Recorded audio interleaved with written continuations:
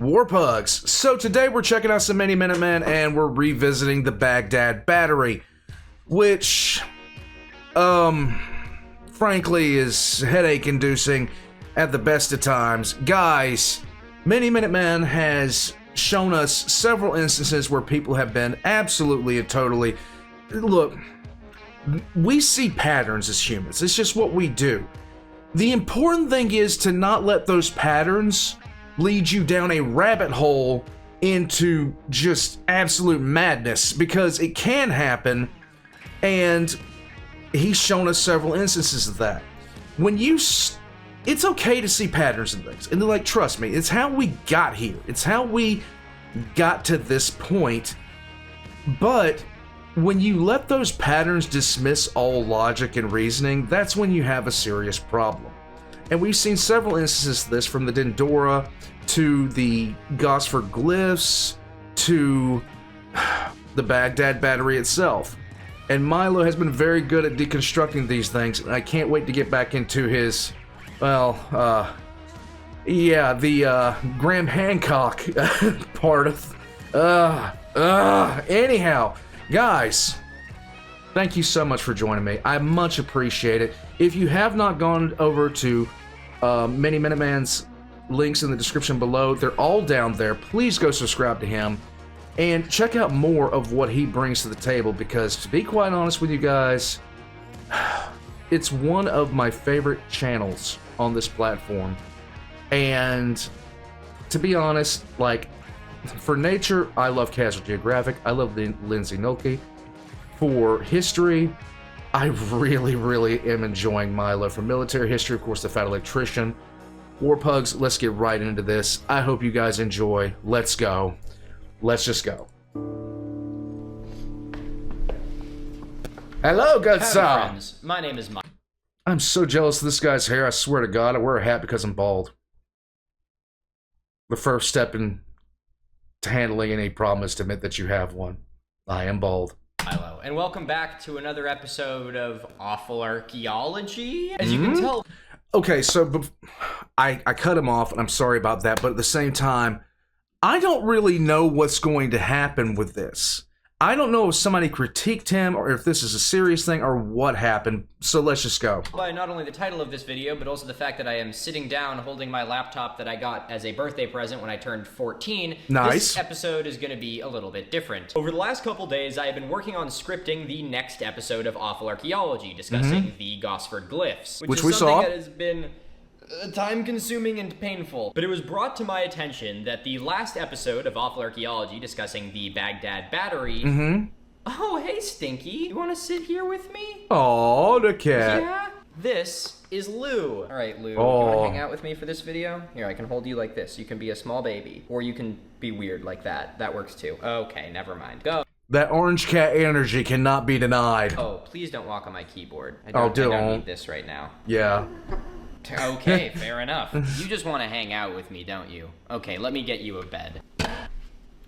Baby. There we go. What are you looking at me for?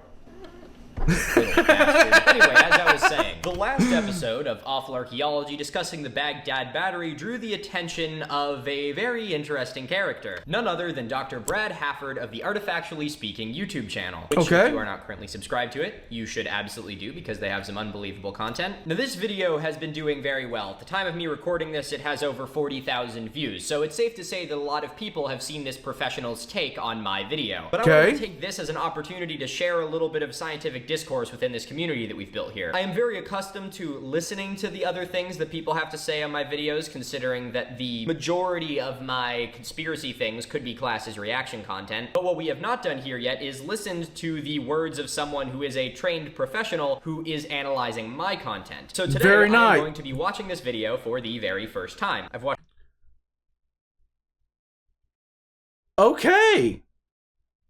Okay, I can... all right, we're here for it. Let's go. The first couple minutes of it, but I decided to stop before I did this video. And I want to do this to highlight how important discourse is in any scientific community. If your only exposure to archaeology has been my videos, then you may think that it's just arguing and telling people that they're full of shit, but I promise you that is only the part that I do.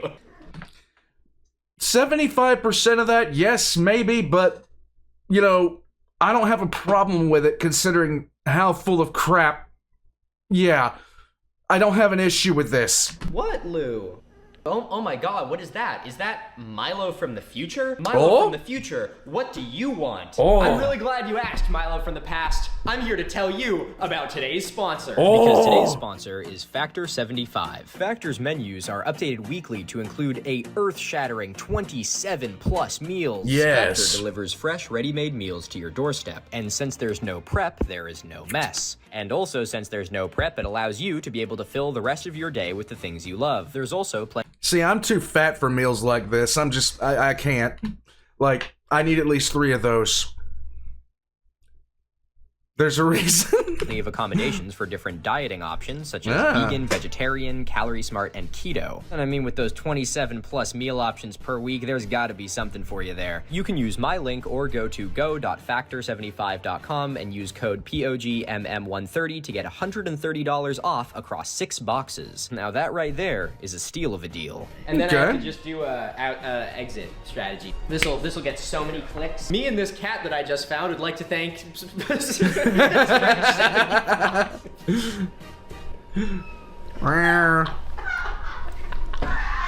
Once again, I'd like to thank Factor 75 for sponsoring this video, and now let's get right back into it. Let's go.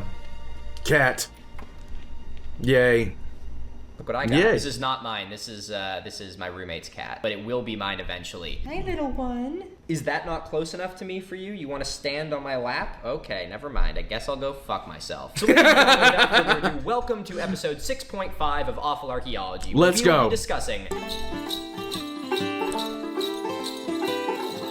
I'm going to be trying to frame this video in such a way that you do not have to watch episode 6, but it would definitely help. So if you have not watched it, you can check it out here or afterwards. All right, let's get into it. I'm archaeologist Dr. Brad Hafford. Hello, archaeologist Dr. Brad Hafford. It's an honor to be here with you. Yay! Today, I'm going to be reacting to a video that was posted recently by Miniminuteman, Milo Rossi. That's me. Through all of my time in university, I have heard professors and doctors say my name quite a lot in, having conversations with me. There's something about the way that Dr. Hafford starts this video that feels more like I'm being referred to as almost a peer instead of a student and a professor. And there's something about that which, right off the bat, is making me very happy, and I feel imposter syndrome starting to melt away. Now, Milo does it.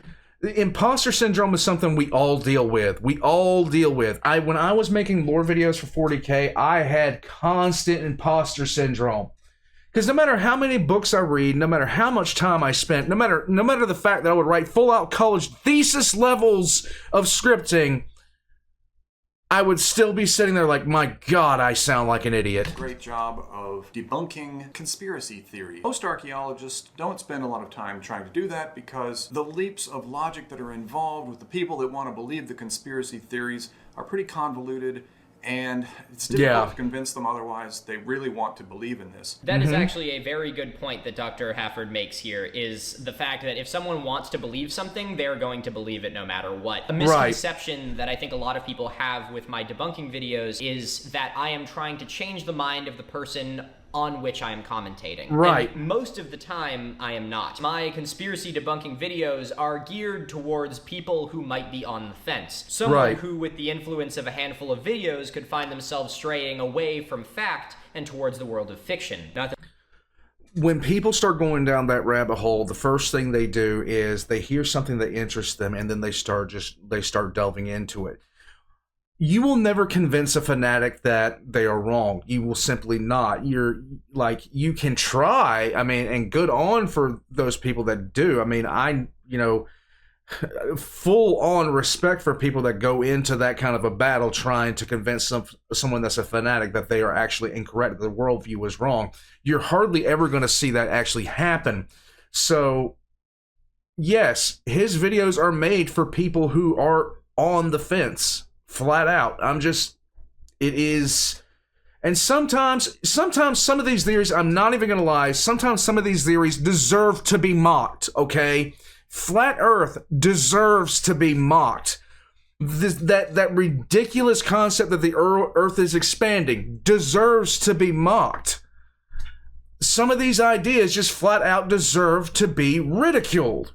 And if I'm wrong about something that I think deserves to be ridiculed, then by all means, I will admit it. But you're not going to sit there and tell me that there are T-Rexes in the Amazon and expect me to take you seriously. I'm not. I'm going to clown on you. If there's anything wrong with fiction, I suppose in this case I should refer to it as bullshit. So, you can show them all of the evidence, and then they will claim that you are just ignoring their evidence. It means that you could spend your time in a much more valuable way by doing your own research and kind of forgetting about the conspiracy theories. That's a really good point. I probably could be doing a lot better things with my time. Milo takes it on. He's got a lot of personality, a lot of bravado. It's a really interesting series of videos that he does, and I hope that he continues. It's an amazing series. That's really sweet. Thanks, dude. That really means a lot. Now, this particular object, it's closer to my field of expertise. Okay. I'm a Near Eastern archaeologist. I work primarily in Iraq now. That's the title I was looking for. I forgot to mention this at the beginning of the video because I couldn't remember exactly what it was, but Dr. Hafford is a Near East archaeologist, and therefore he is actually professionally qualified to talk about this find. This one was found in Iraq, and I covered it in a podcast. Don't wreck yourself. It's a lot of fun. Well, Dr. Hafford, if you're looking for another podcast, I'm more than down to do one with you. I think that would be awesome. We went over a lot of different things, and the Baghdad battery came up, and I'd done very basic research on it and said, well, you know, maybe it could be a battery. We don't really know. That's really interesting. So on the screen here, Dr. Hafford puts up a little sign that says, and some of what I said at that point was wrong. I am watching this in anticipation of him telling me where I was wrong. I really want to emphasize the fact that when you watch my videos, I am bringing to you all of the information that I can find and everything that I have personally vetted, but that does not mean that I have the full truth, whole truth, and nothing but the truth. Exactly. If there is something that I said that seems like it is unfounded, unsubstantiated, or erroneous, it could very well be because it is. And science is practically built on the idea that you just have to tell everyone when they fuck up, so I appreciate this. It certainly didn't power ancient lights. It didn't power ancient lights. That's a very good point. If you search for the Baghdad battery, you're going to find some basic things, but you're not going to find the original data. You've got to dig for that. That's another very good point that Dr. Hafford makes here, is that original information about the Baghdad battery is very scarce because it was lost. I don't think I was able to find more than maybe one primary source. The Baghdad battery was an artifact discovered in the Iraqi city of Salman Pak, which at the time was known as Rajut Rabu. This is meta. I'm watching a reaction video of myself. Oh my god, I really am a YouTuber. God damn it. This is kind of a reacception right now, because I'm reacting to Milo reacting to something that I've already reacted to. I think I just hurt my head. Babe? Babe, are you over there? Yeah. I think I gave myself an aneurysm. Why? Unintentionally. Why? Because okay, so Milo is checking out a professor, well, not a professor, doctor, who is reacting to his video on the Baghdad battery, which I also reacted to, and now I'm reacting to the doctor reacting to Milo while Milo's reacting to the doctor, and I'm reacting to Milo again. Oh, okay. My head hurts. Okay. Yes. You tell them what else blew our mind the other day? What? Pig thing? What about the pig thing? The breathing thing? Oh, yeah. Thank you for reminding me of that. So apparently I am now being contractually obligated by the wife to tell you all that pigs can breathe through their ass. Google it. Google, can pigs breathe through their buttholes? Welcome to my world.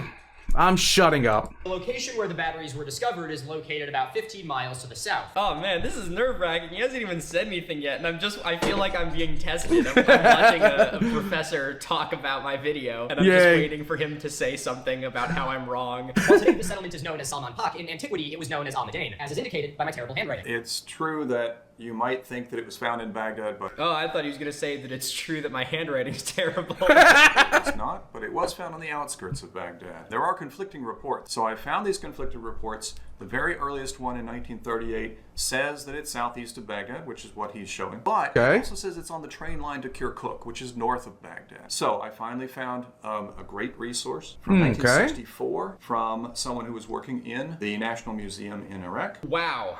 I know that this is quite literally your job, but your research is really goddamn impressive. I tip my hat to you, sir. And they gave us the specific information. In the course of earth-moving operations at mile 4/4 on the Baghdad-Bakuba line, where a series of hillocks known locally as Kuyut Rabua, the workmen came across an ancient burial covered with stone slab. The fact that One thing that...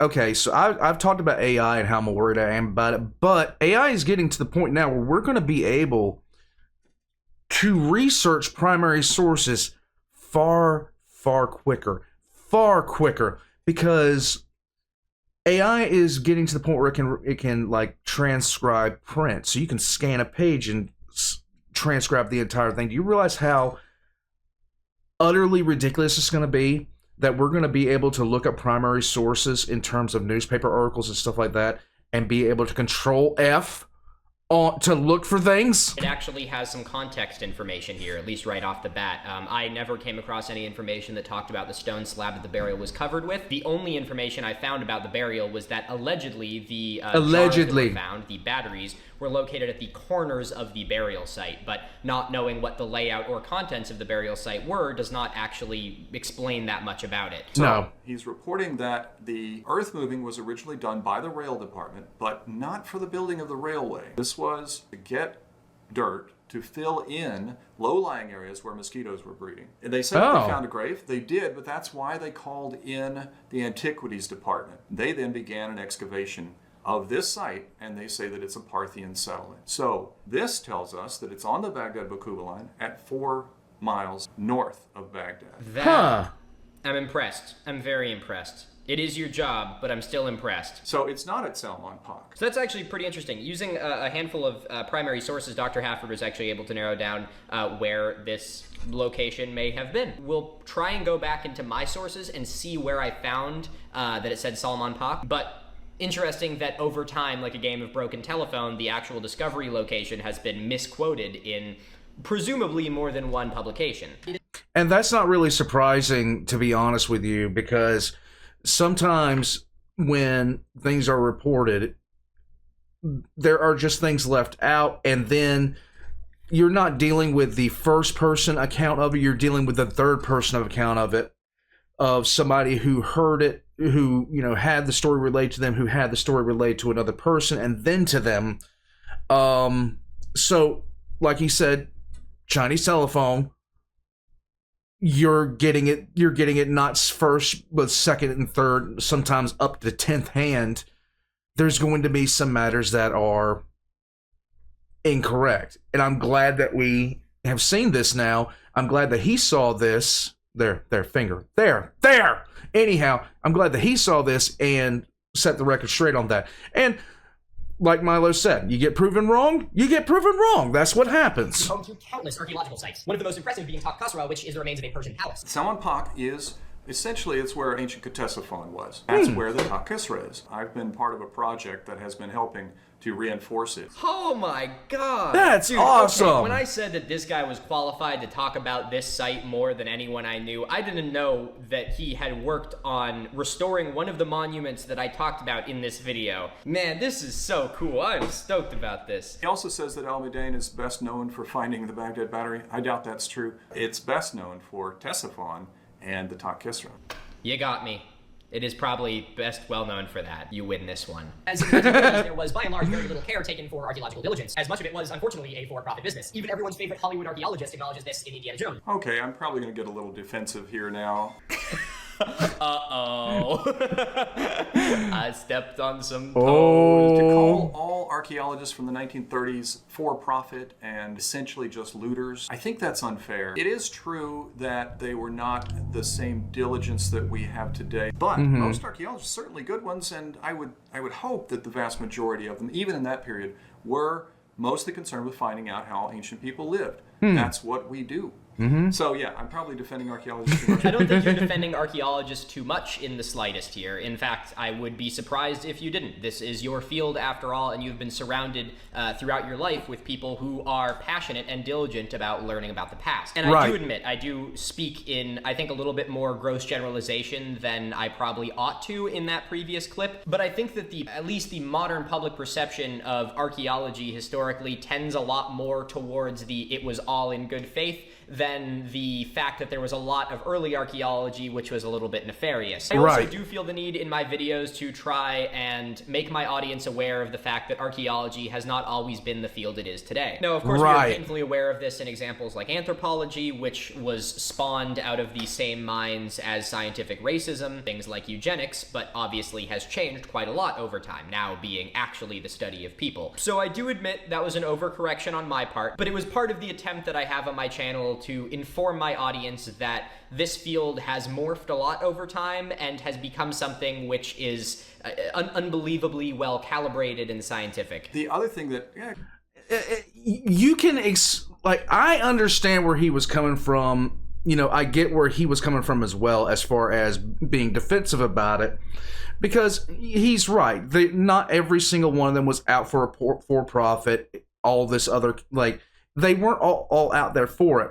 But it was a field that even then was burgeoning. It wasn't exactly fully developed.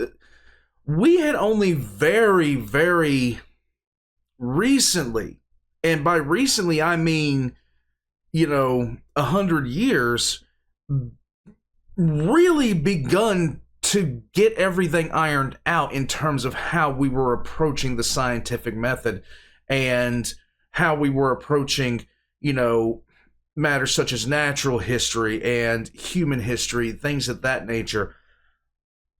So I get where Milo was coming from. I of course get where he's coming from, because, that's of course his field.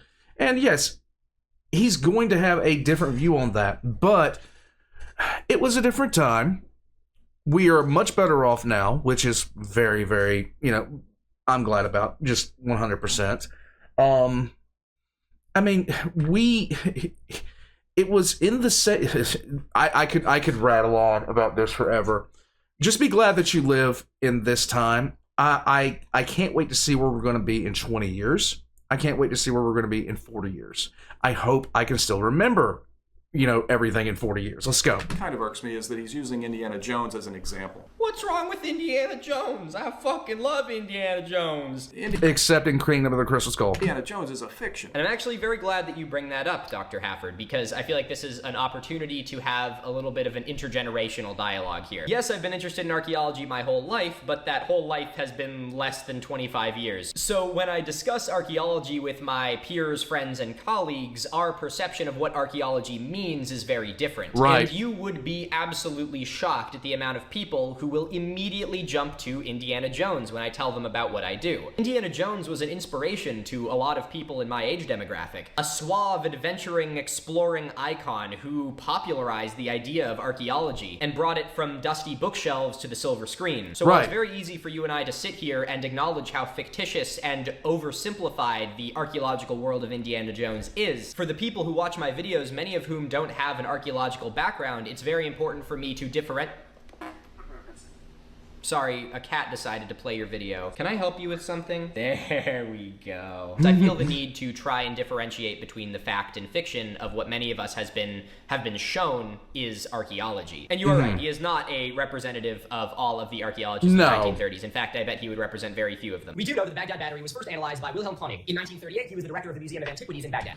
And see, going on to that, I mean, you'd have to have, if you took people who have interests in fields such as anthropology, natural history, wildlife, things of that nature, they were usually inspired by someone in the field or by someone in fiction.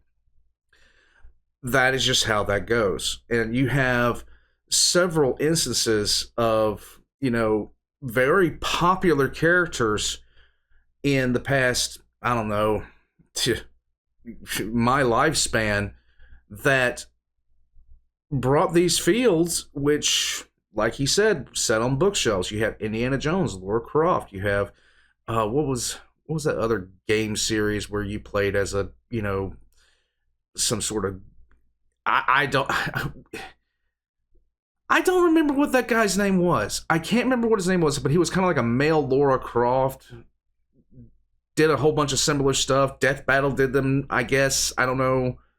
Anyhow, shutting up.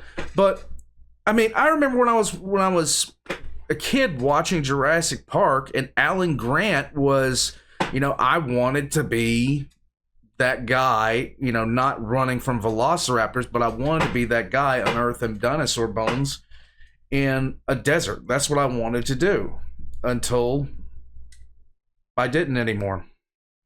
Just saying. But the problem is we have no idea where it was actually found. Yes, it was analyzed by Wilhelm Koenig. In 1938, he published a short article about it in German. He was not the director of the museum, though. He was the director of the museum's laboratory. Damn, this is why you should always fact check me, people. And he really wanted to believe they were batteries, so... I'm actually really glad you mentioned that. That was something I was noticing about Koenig's work, or what little I could find of it, was that he seemed very, very intent on the idea that it was a battery. To the best of our knowledge, the jars were discovered as part of the excavation for a rail line in 1936. We don't know if they were discovered by Koenig, who was an acting archaeologist at the time, or if they were discovered by a worker and just donated to the museum. They were not found in the excavation of a rail line. They were dug by the rail company, but they were moving dirt in order to do something else. The rail was already built. This is something that I absolutely love about archaeologists, and I hope that you see where I get it from now. Because, and I mean this in the kindest way possible to you, Dr. Hafford, we love to correct fucking everything. It wasn't found in the excavation for a rail line. It was found in the excavation of the dirt to fill in the rail line. That's important. He says we don't know who found it. We do know who found it. In Al Haik in Sumer, 1964. Well, I guess we do know who found it. Well, I didn't know who found it, but he knows who found it, and I am very impressed. I'm curious, the reference paper that you are discussing here, if this is from a personal collection or a local library, or if this was an online source. Because I am no longer enrolled at my university, I am having a really hard time accessing scientific papers and stuff like that. There is definitely some issue in getting my hands on primary documents when they are locked behind paywalls and I can't find another way to get them. So I'm curious where you found this source, because I mean, this is a wealth of information on the topic. I wish I had this for my video. And the find consisted of 4 unglazed ceramic jars. All right, here's the biggest mistake that we all make. Here it is, folks. Oh God, what's it gonna be? I made it when I was talking about it on the podcast, and Milo's making it right here. I can hear the sound of the red pen opening. E-. They're going to tell you it was found in a group of 4. It was not. God damn it.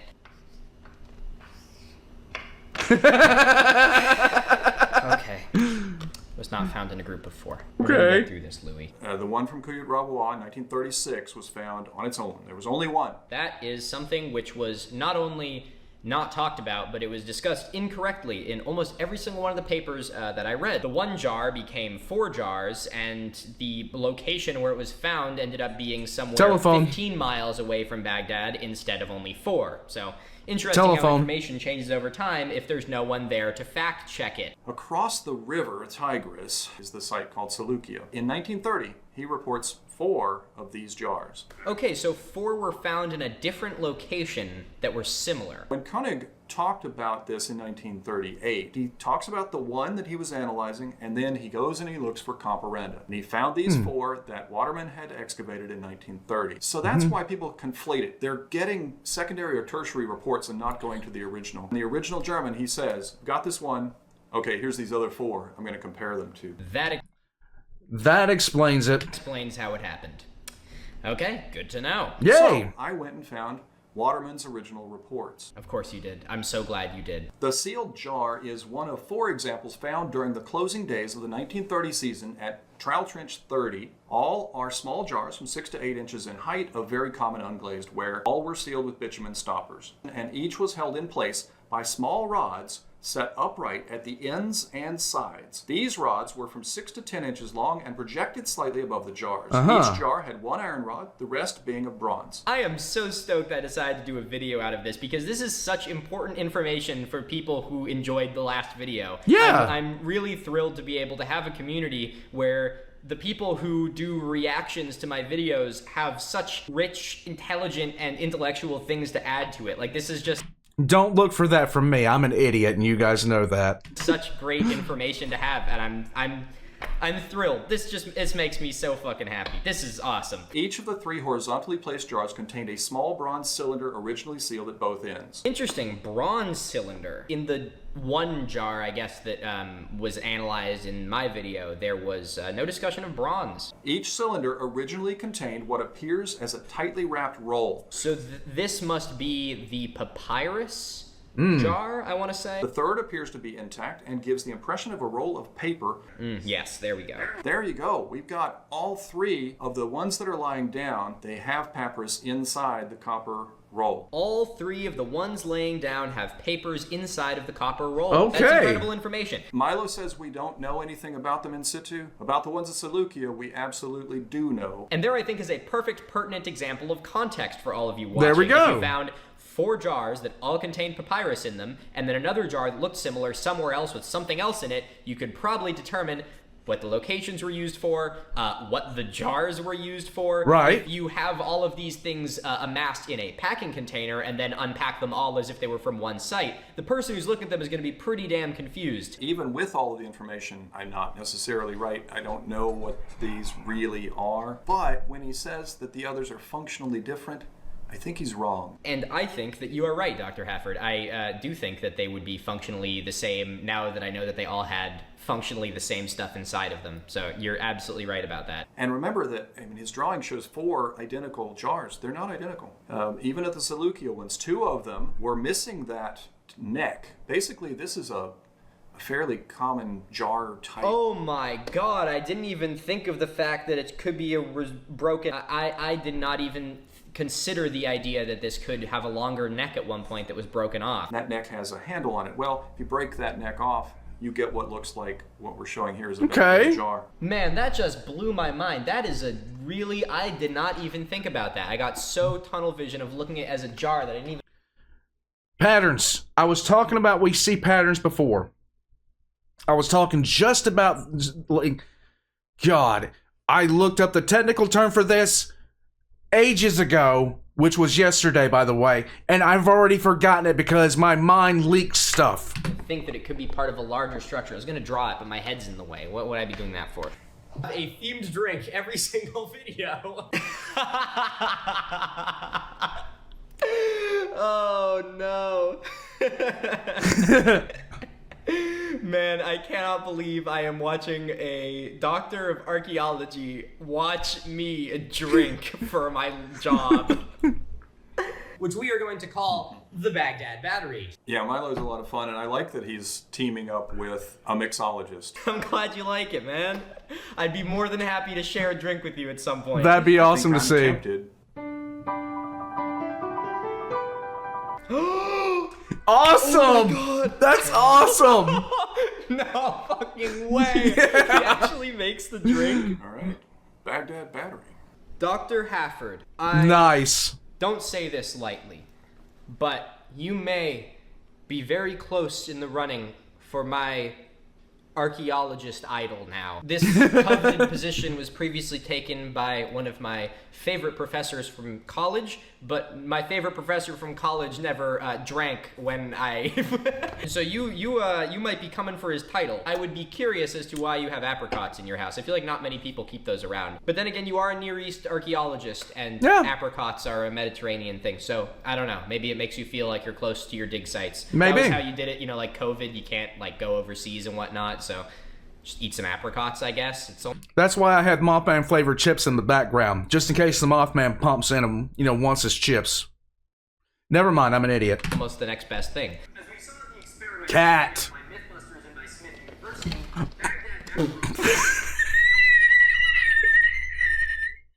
Orange cat behavior. Oh, little man. You okay, buddy? You can let go of the bed now. You're already on the ground. All right, Louis is gonna eat a candle. As we saw in the experiment, the Baghdad battery is actually capable of producing power. It can function as a battery if you construct it in the idealized way. You use perfect terminology here, Dr. Hafford. I think that you use the word idealized very well. That's a really good way of putting it, is the idealized way. And this is something that we see a lot, especially in carvings. In the case of the Dendera light motif, it's very easy to look at this picture and then just make a light bulb that looks like that picture. Similarly, in the case of the Baghdad battery, it's very easy to look at the drawings and remaining documents discussing the Baghdad battery and then just make a battery that looks like it. They were inside the neck of the jar, and we don't have... You can quite literally you could make a very nice looking light bulb out of the Dendera light using the Dendera light carving as a carving. I'm an idiot. Now my head trauma, war pugs. Don't ever get it. You could make a really cool looking light bulb. In fact, I'd like to have one back there. It would look kind of interesting. But same thing goes here. It's not that hard to put together a battery in a pot. It's not. Like, you can do it.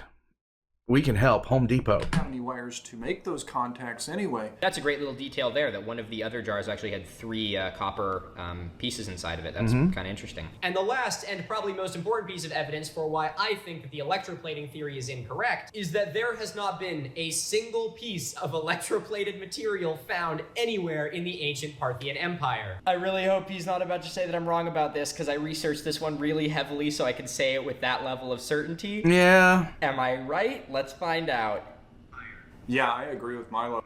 Yay! God, that was like a breath of fresh air. Yay! Jesus. There are some theories which suggested that the battery could have been used for ceremonial purposes. And you touch it and you go, ooh, God must be real. You didn't laugh at my joke, Dr. Hafford. But that was very funny. One of my favorite books growing up, which is, for those of you who've heard of it, Motel of the Mysteries. Does he know Motel of the Mysteries?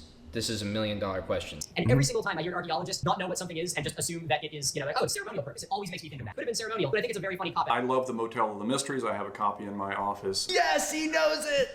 My man! It sounds like Milo is suggesting that archaeologists say it's ceremonial to cover up that they don't know. I promise I don't mean that they do it when they don't know, but it is funny to say they do. Okay, I'm not saying that they do it to cover up the fact they don't know. I don't think it's out of the realm of possibility that has been done before. The last thing I want to make it sound like is that archaeologists don't have reasons for saying the things that they do. But there's sort of been this joke in a lot of the archaeology communities that I've come across online, like through my networking with TikTok and even through my university, where there's a little bit of a little scoff that will happen every time someone says something is used for fertility rites or for a ritual or ceremonial purposes. And again, most of the time people do know very strongly what these things were used for. But when I hear the word ceremony, I think of something very broad. Ceremony can be pretty much anything you want. And so by calling something a ceremonial item and drawing the line there is kind of, I wouldn't say it's a cop-out, I would say it's vague. Because in a way, as Motel of the Mystery does, I guess, correctly say, maybe toilet seat is part of a bit of a ceremony. We do have... That would be like somebody finding this jar and saying it was used for ceremonial purposes. No, this is a candle. And this is a candle. It smells very good. And the name of this candle is Smell My Nuts. I am an adult. A joke amongst archaeologists that when we don't know what something is, we will call it ritual. Okay, there you go. So you are familiar with the same joke. In that case, I mean it with all of the jest of that. I mean in no way to undermine the fact that archaeologists obviously know what they're talking about. It's kind of their job. Milo might not like it, but in fact, the best interpretation of the Baghdad battery type is that it's a ritual object, not ever a battery. You're right. I hate it. But honestly, if I were to pick one of the options which I gave in this video, again, these are far from the only options, this is the one which would make the most sense to me. Because it's not enough of a voltage to power anything, we don't have any evidence of electroplating, but that volt that you would be getting out of the battery is enough that you probably would be able to feel it in some way. Again, I'm not an electrician, but in my Googling, I found that probably feel a volt. And honestly, I would say that would be a pretty good use for it. If you lived in a It would really depend on the amperage in inclusion to the voltage. it would depend on a lot of things, actually. You might feel I can't remember exactly how many volts he said this thing was pushing. A world that didn't really have a concept of what electricity was, and you went up to something and you felt an electrical shock, that would honestly be a pretty impressive thing. One of the running theories is a vessel in which to store papyrus. So getting to my final point in the video, we are going to run into the issue that two finds were conjoined together in a lot of the sources I was looking at. So take with a grain of salt the fact that these papyrus jars were not actually found with the Baghdad battery, as I'm sure he will go on to tell us. Would improve its lifespan.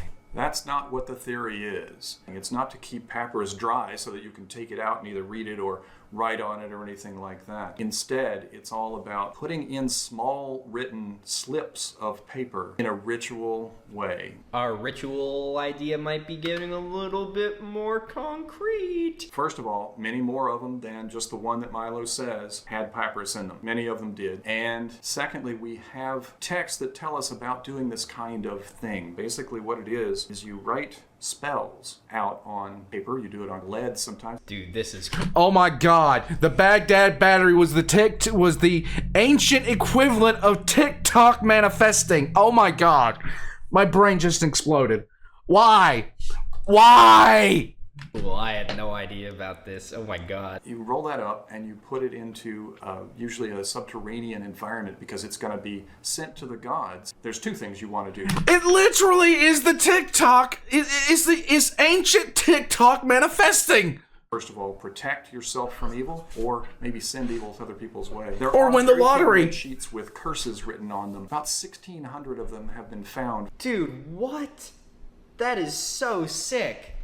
Oh my god, I had no idea about this. They would write, curse my neighbor because, and then they would wrap it up and they'd throw it in a well, or they might bury it. Or this is a ritual, magical context of the four at Seleucia. We know they were found together. They were found in a rectangular foundation of a building, and that's a ritual context. We still do things like this today. The mayor comes out with the big golden scissors, cuts the ribbon. It's a ritual, a ceremony, and those giant scissors are a material correlate. If an archaeologist found those, what would they think? That it was giants. That there was a giant around here using scissors?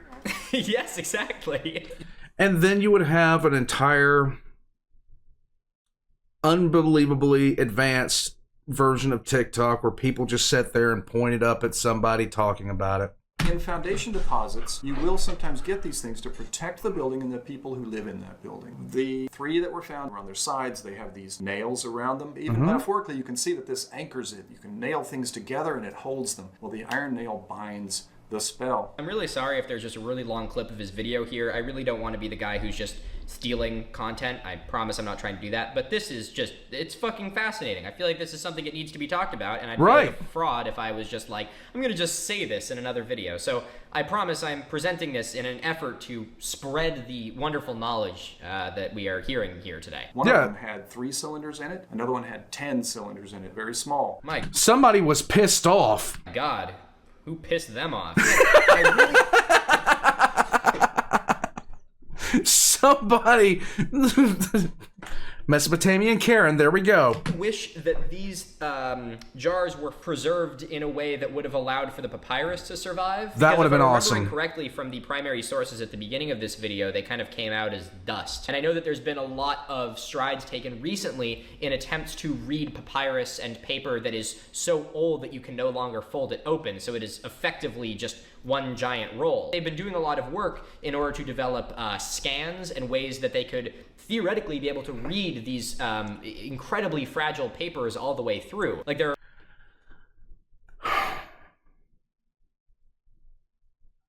The concept, I don't know if they've actually been able to do what he's talking about here. I don't know if they've been able to actually complete this level of technology. But the concept of, to me, whenever I see, and not just official documents, but actually things like he's talking about here, where you get to see the everyday thoughts of people who lived thousands of years ago. That is an absolutely fascinating thing to me. And one of the things that blew my mind when they were excavating Pompeii, is the amount of graffiti that they found. The actual graffiti was preserved in Pompeii, and it was some of the stupidest things ever. Anytime, if you're like me, you're a child of the 90s, you remember going into a bathroom stall, and you'd sit there and you'd look on the wall of the bathroom stall, and people would have carved, the most ridiculous crap in there. Just the most ridiculous crap that you've ever seen would be in there, about jokes, phone numbers of ex-girlfriends, all that other kind of stuff that you would see in there. And they were doing that crap back then. They were doing that stuff back then. A guy actually said that he made a point while he was taking a deuce to right into the wall of Pompeii that he was taking a crap at that location. And then thousands of years later, well, yeah, over 1,000 years later, we find it. So we know that this particular person took a crap right at the wall here. That, I don't care. No matter how much we change, we stay the same. There are libraries worth of these documents that we just can't read because they're too fragile to open. So it really makes you wonder, it would be just fascinating to have 10 jars full of curses. These were all blessings, probably. I would love to know what someone felt necessary to curse someone for back then. I'd imagine it would probably be similar to what we do now. My boss, he works me too hard. I hate him. He's awful. I hope he steps on a serpent. Goat shit. So annoying. Curse you. I hope you get gored by a bull. The 4 that were found at Seleucia were also found in the same context with what some people call magic bowls. But one who found them, and these 4 Baghdad batteries, reports them as incantation bowls, which is a much better term. It's a shallow bowl that's usually found upside down, and inside it are written spells. They're usually spiraling down, and sometimes there's a drawing of a demon in chains, because that's what the bowl does. It traps a demon. Put it underneath your threshold, so if anything evil, spirit, tries to come into your house, it gets sucked into the bowl and trapped. We're not making this up. To claim that saying some of these rituals is a cop-out, it can be, but when you've got this kind of evidence, you've got to realize that that's what these things are doing. They're functioning together with the incantation bowls in this context. It's the best context we have. I'm going to say very... This is awesome. I love hearing this kind of stuff. I really, really do. This is the kind of stuff that I enjoy Milo for. This is the kind of stuff that I enjoy, like the Fat Electrician for. All these other people that you guys have introduced me to. Thank you guys so much, because I would have never known that Milo existed if it wasn't for you guys. And I get to learn such cool. It's like, hold on. I'm just gonna tell her, hey, wife. So guess what? What? They used to write spells into bowls and draw a demon on the bottom of a bowl and bury it underneath their threshold. So if any bad evil spirit tried to enter their house, right about where Baghdad is now, thousands of years ago, if any bad spirit tried to enter their house, they would get sucked into the bowl. Okay. That's cool. Yeah, I mean, it's good. It's looking right. She wants to watch anime. I do. She wants to watch anime. I do. She's addicted. But I'm waiting because I'm gonna help Mom pull the air conditioning unit out since it's gonna snow tomorrow. My wife is a weeb. I am very much a weeb. She is a weeb. Confidently that I'm very glad that I may or may not have accidentally implied that anything dubbed as a ritual purpose is a cop-out, because it gave us one of the most dense yet fascinating lessons about, bowls and scrolls that I think I've ever received in my life. So I'm loving this so much. I can't tell you guys how much I'm loving this. Dr. Hafford, I'm going to have to include more mistakes in my upcoming videos because it seems to be a great way to get a really interesting lesson from you. I always just love and am captivated by listening to a professional archaeologist's brain work, piecing together a site, trying to apply their knowledge and their extensive, history of the site to why it was possibly positioned in the way that it was and what each part of it meant. Dr. Hafford here does a fantastic job of piecing together the theoretical context that the site could have been found in just by his knowledge of the history and the parts that we know were found somewhere near it. Incredible, really fascinating stuff. I'm loving this. Understand why people are afraid of things like disease. If you didn't understand germs and viruses and bacteria, what can you do but try to comfort yourself with rituals? So, in my mind, there is so much evidence for the ritual interpretation of these objects that we have to accept it unless we get better evidence. You know what, Dr. Hafford? I would say that you have somewhat convinced me. I'm going to change my stance at the end of the Baghdad Battery video, which was that I do not know what it is, and I'm going to assume that it is an incorrectly interpreted ceremonial item. What that ceremony is, I'm not entirely sure, and hopefully we'll find them someday so that we can analyze them further. But from what you are saying here, I can find no immediate flaws in your deduction, and your knowledge of the site is extensive, as well as the local history, so I can give you the highest compliment that someone who has spent years in the field could receive. That is being told by someone very new to the field. Damn, dude, you really know what you're talking about. And get some scientists looking at it. Well, unfortunately, we can't do that. On April 10th, first looter broke into the National Museum of Iraq. I'm curious to hear what he's going to have to say on the looting of the Iraq National Museum, because, this is probably something he is all too painfully familiar with. This was a damned shame. Like, when I have seen instances, because I've seen a few in my lifetime, and they disgust me, where no respect is paid to these people that looted the Iraqi museum. They didn't just steal from the Iraqi museum, they stole from mankind. They stole from mankind itself. They stole our history. They cheapened the human experience. And it disgusts me. The same is when a group that I will not mention because YouTube destroyed ancient Buddhist carvings. Like I looked at the screen when I saw it happen, and it was so, my reaction to it was so visceral. Like, I was so unbelievably angry because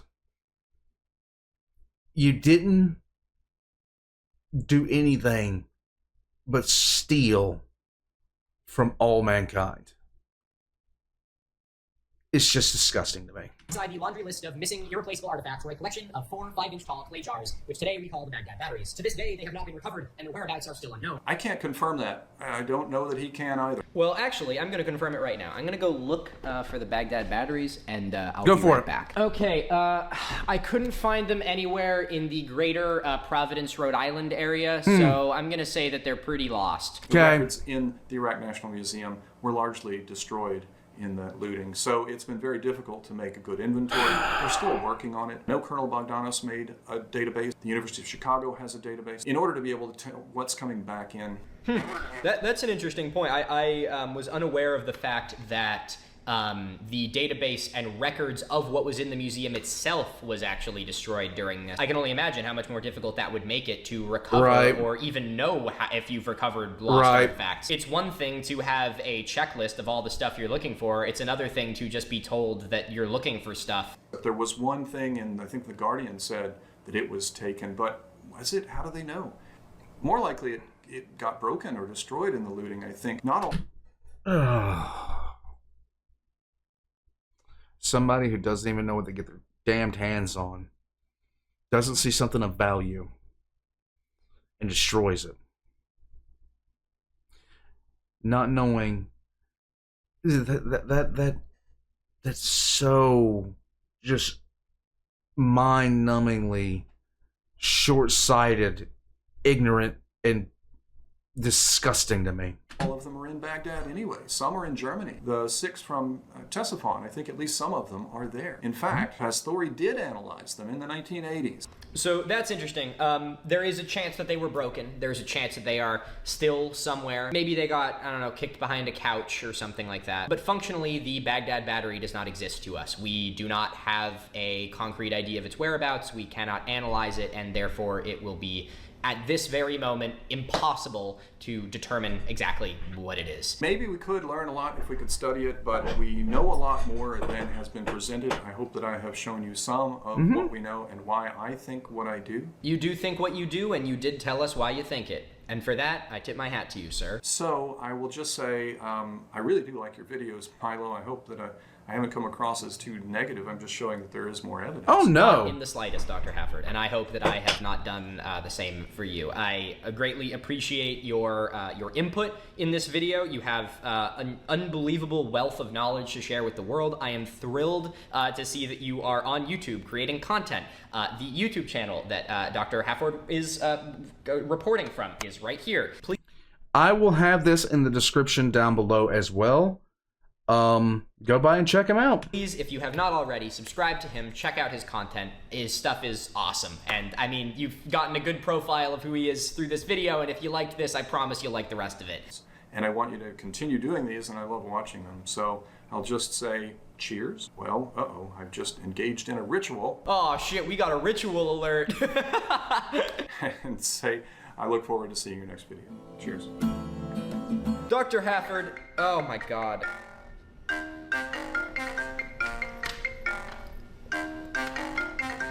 This shit goes so hard. I'm really glad that I did this video, actually. The things that Dr. Hafford had to say were incredibly intelligent, insightful, and based on a career of knowledge. Again, the biggest ego boost I can take from this is the fact that this is the caliber of people who react to my content. I am not by any stretch going to act like I am a professional career archaeologist.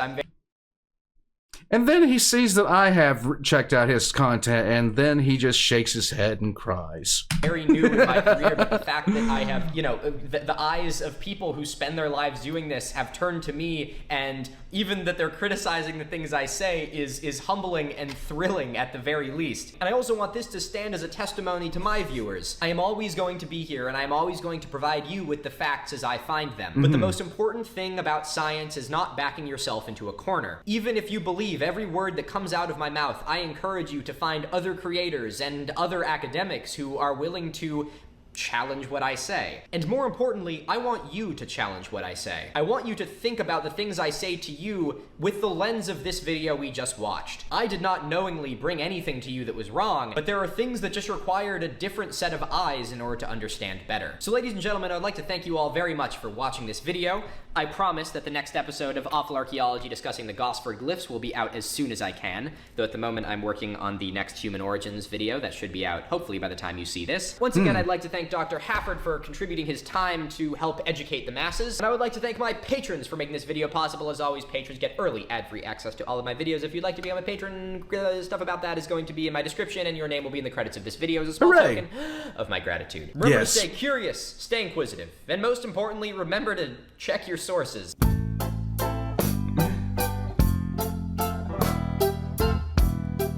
Okay. So.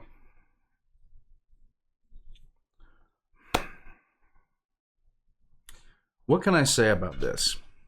What can I say about all this?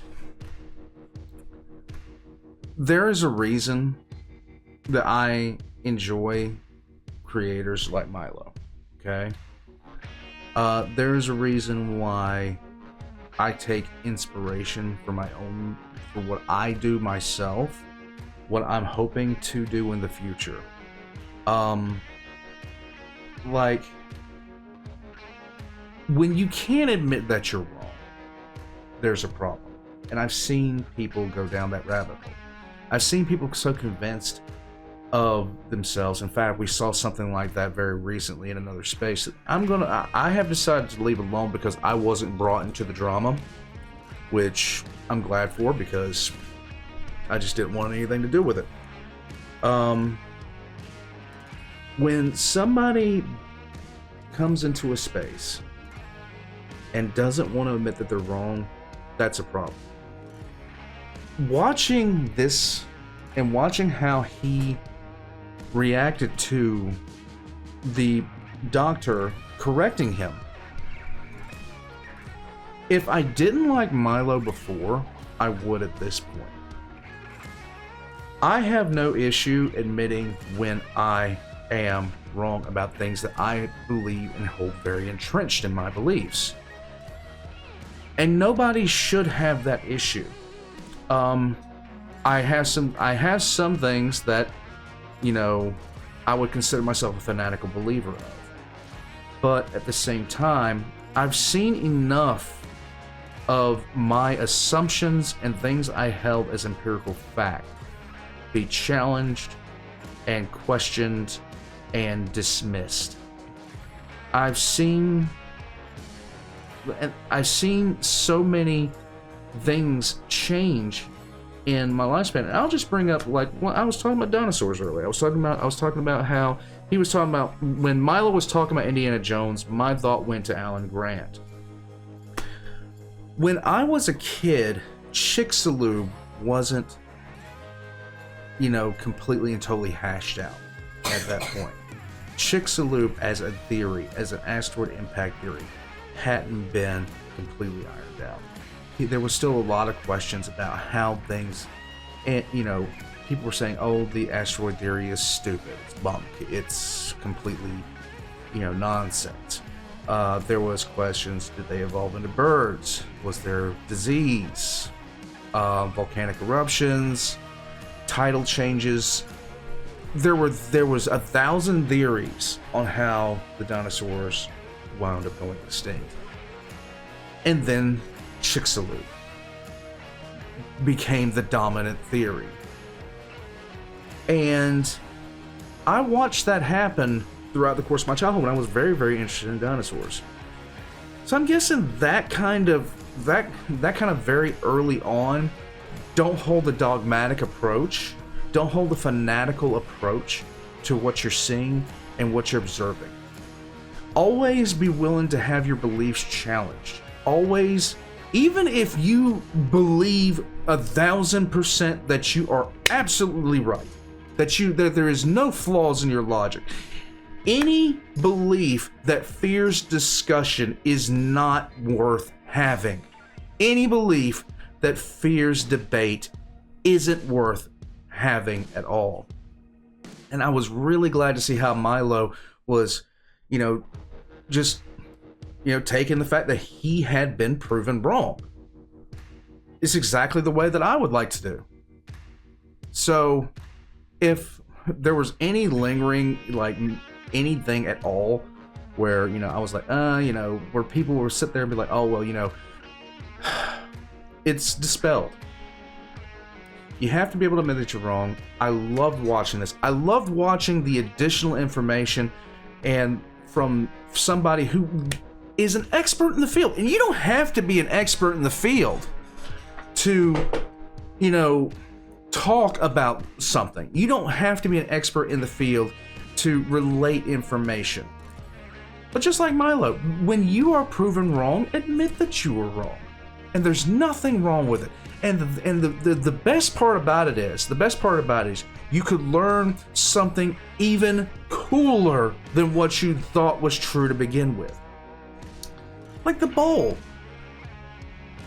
Like, that is so interesting, to say the absolute least, because it made me think of how we're able to find some of these things that we have found, because they were buried to begin with on purpose. I again would really want to hear what Milo thinks about Göbekli Tepe. I would really want to hear more of his opinion on what happened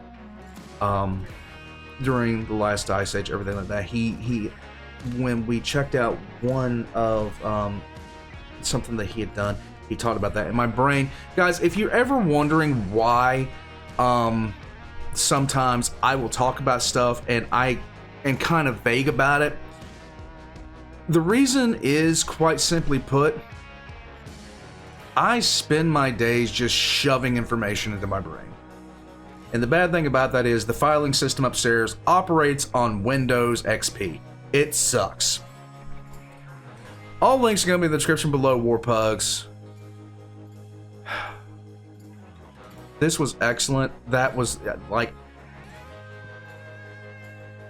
This is what this platform was built.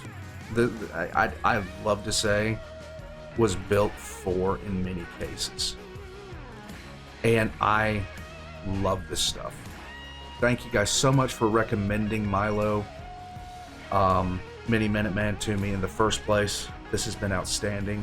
Even though there's sometimes it's headache inducing because it's like, oh my god, why do people believe this? Why do people believe this? But at the same token, then you get stuff like this where I learned something so unrelentingly cool. I'm 42, and I hope that I'm still learning throughout the course of my life, where I never get tired of finding out things about history, about life that I didn't know before. Thank you, Warpugs, so much for joining me on this. Thank you to Milo for making this.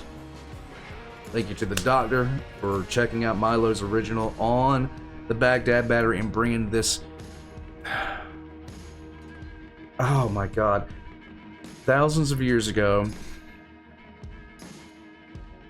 they just like we put the way we would put the 10 Commandments in our house, they would do the spell bowl in front of the door. I love finding out stuff about this. Warpugs, all links in the description below.